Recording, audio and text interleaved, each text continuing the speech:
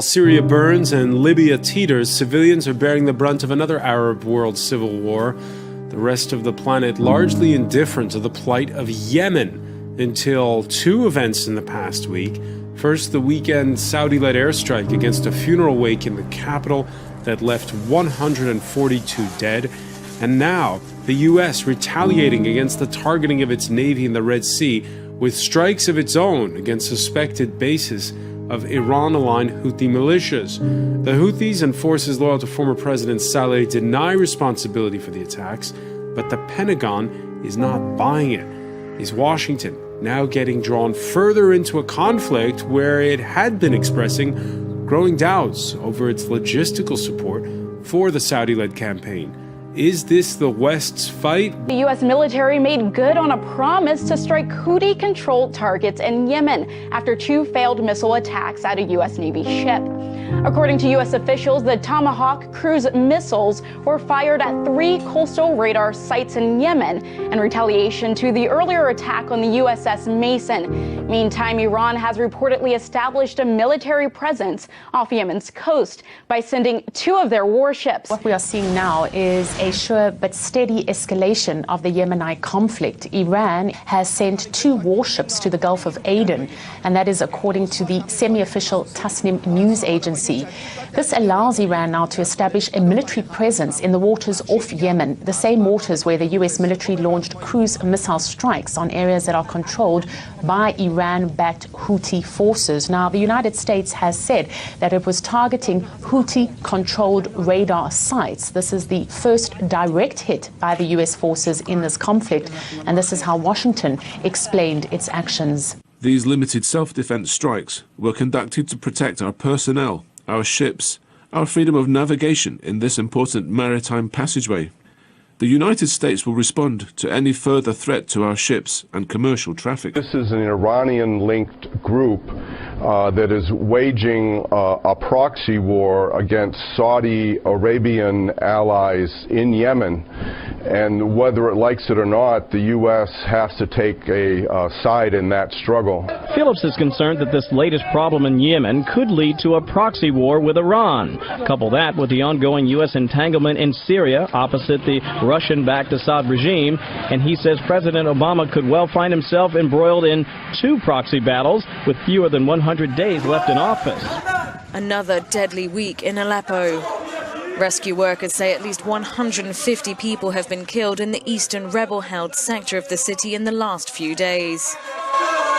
The Syrian government has intensified its offensive on the city ahead of US-Russia peace talks over the weekend.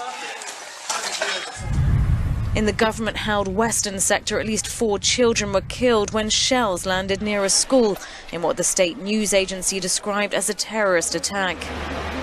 President Bashar al-Assad told a Russian newspaper that the battle for Aleppo would be an important springboard to push terrorists back to Turkey. He added that the civil war was now a conflict between the West and Russia.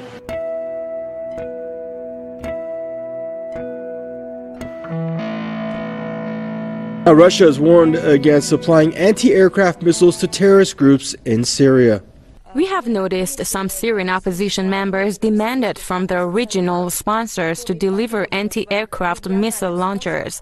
We hope that our regional and other partners have enough common sense not to react to such demands. Russia will not allow anyone to threaten life of its citizens, including servicemen. Any unfriendly actions towards Russia will not be left without consequences. A Foreign Ministry spokeswoman said that any anti-Russia stance will elicit an appropriate response from Moscow. Warning comes amid reports that some regional countries may arm terrorists with ground-to-surface missiles. TAC-free militants in Syria have recently acknowledged that they received Grad missiles from their foreign backers. A rise in foreign support for terror groups comes as the Syrian army is advancing against them on several fronts.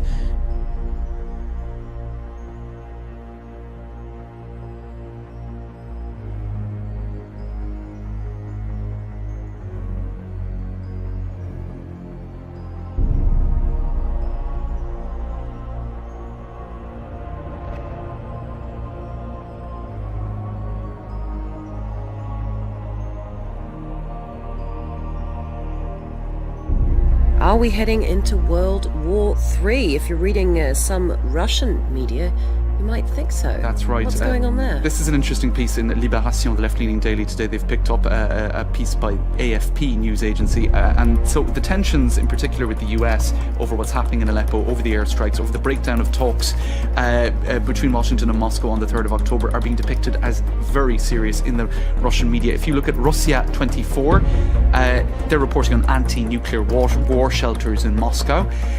Fontanka news website in St. Petersburg is talking about possible bread rationing in preparation for a future war, even though the authorities have explained that there is an attempt to stabilise the price of flour.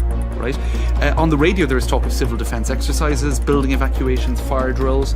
On the streets you're seeing graffiti of a patriotic nature by pro-Putin artists, a group called SET, S-E-T, depicting Russian bears handing out bulletproof vests.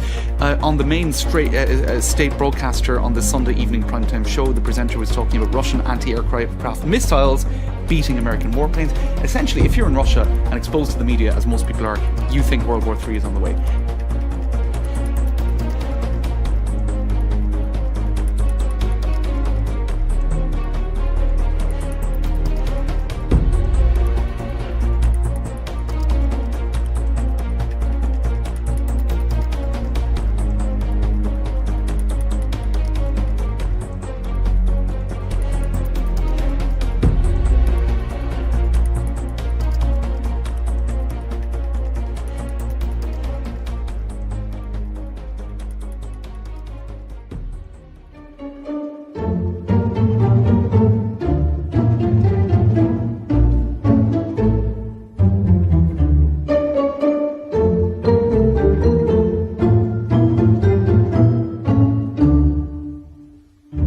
Мы не захотели травмировать людей. Люди много писали по поводу того, что это связано с ситуацией на Донбассе, со сбитым самолетом и прочие ужасные вещи. Но мы так не считаем.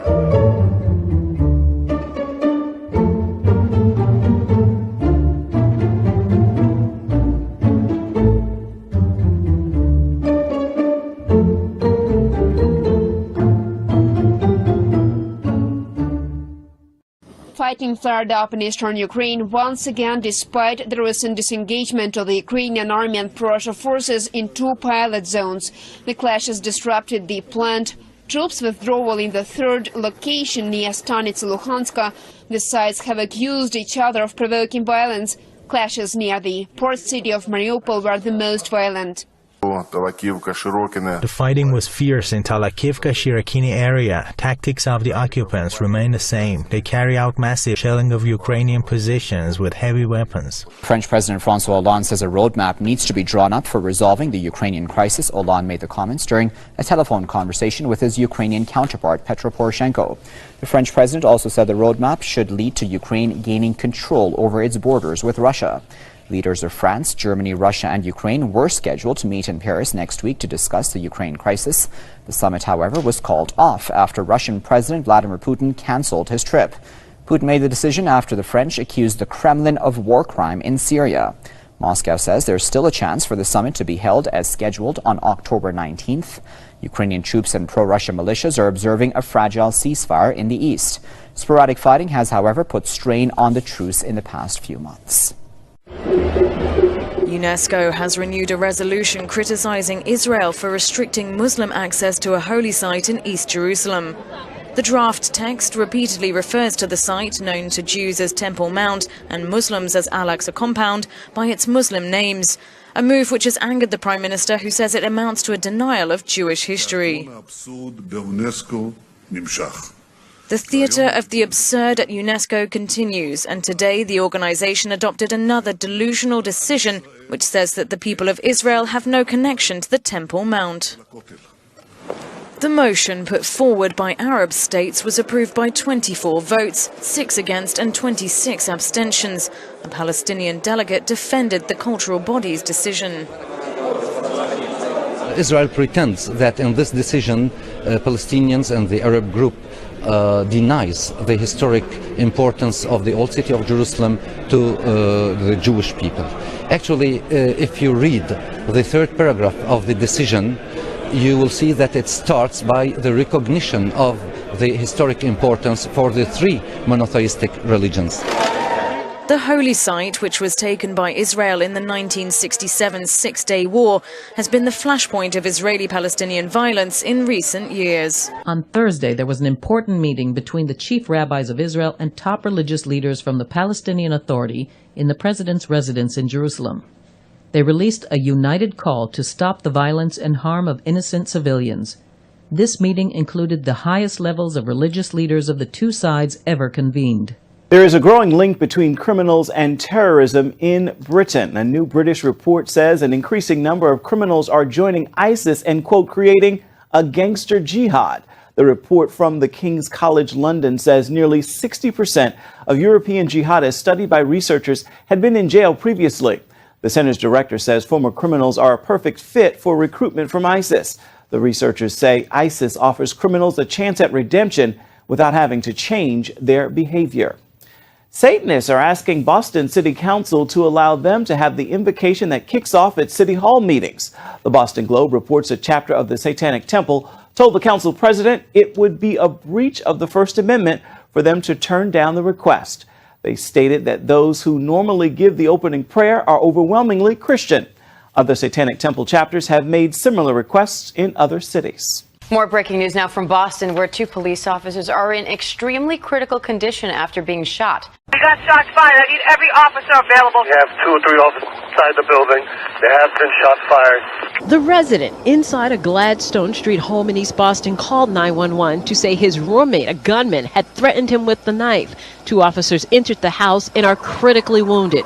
Richard Santolo and Matt Morris are shot multiple times. A cavalry of officers rush in spite of heavy gunfire. The tactical teams were there in short order. They got there very quickly. In fact, they were inside, engaged in the operation. This was a ferocious firefight. As far as I could tell, I walked the scene, I saw the ballistics evidence, I saw the blood, massive amounts of blood. Police believe the roommates had a domestic dispute partly about the thermostat. It was a tactical rifle, shotgun type instrument, and again, he had a ballistic vest on. Countless cops came to help, evidence of the glue among the brothers in blue.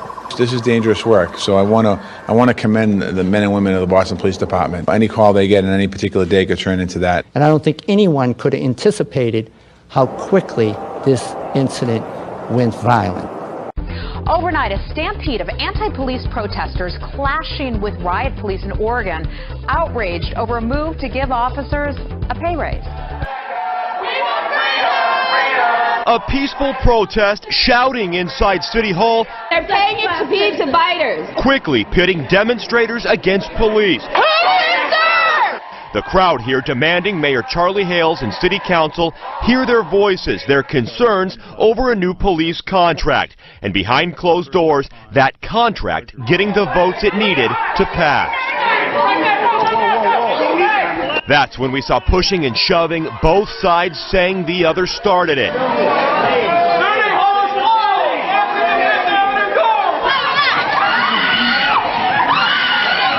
And outside, police in riot gear using pepper spray. At this point, it was people turning their attention to the street, blocking buses and MAX trains. Don't shoot! Officers then moving in.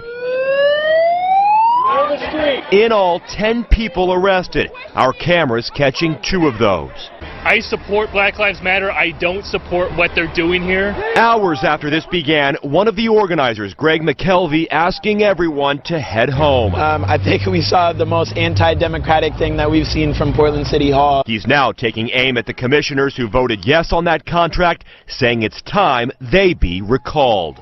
We've been covering this now for more than 24 hours. What do you want people watching to know? What do you want people to take away from what we saw? I want people to know that we were peaceful. Also, I've been hearing things about it was us throwing stuff that got the police to respond. Now, we were in there completely peaceful. So what's next? Well, McKelvey tells me there's something massive planned for Friday. He wouldn't go into much detail other than to say it involves the commissioners, but that would not be happening here at City Hall. In the meantime, police are anticipating that and reviewing what happened tonight. A bomb threat at Legoland hours ago caused that park to shut down for the entire day. It also sent police combing through every inch of the park. Fernando Varua and his family are visiting from Venezuela, and eating lunch at Perkins was not on their agenda.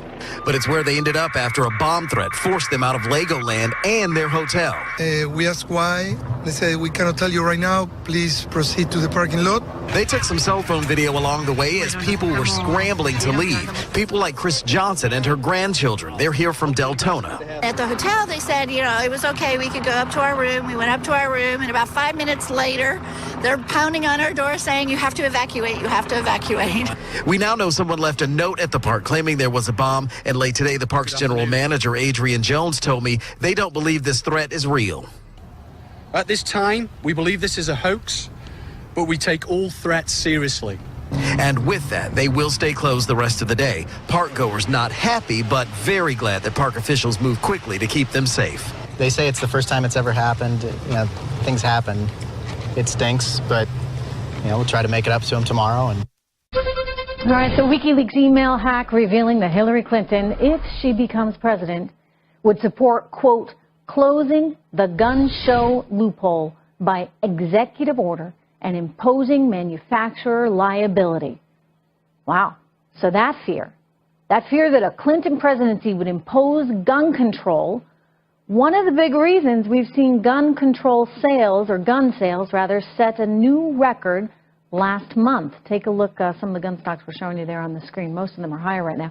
It's been a boon to gun stocks, certainly as of late, and small businesses that sell guns, because people are figuring I might as well get them while I can. Jeff Floss joins us right now from a shooting range in Bolingbrook, Illinois, that has seen so much demand it has sold out of its annual membership. They have sold out for the year already of all of their annual memberships, and they have, this is the middle of the week, it's the middle of the day, and the place is damn near packed.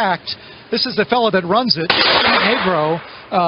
What do you got there? What weapon have you got in your hands there, by the way? This is a civilian force arms warrior. These are local guys out of Yorkville, Illinois. Go ahead and show us what that looks like. Go ahead and fire it off, if you will, just to show Stuart what that looks like. And Stuart tells me he has a lot of power. People that come here are concerned about this presidential election. Yeah, of course. Anytime we have a political event, some sort of a catalyst where they talk gun control, they certainly get concerned. And Hillary Clinton is a political catalyst in terms of sentiment. Of course, and there's a lot of potential ramifications from the election, Supreme Court appointments, and there has been some discussion of watering down Second Amendment rights.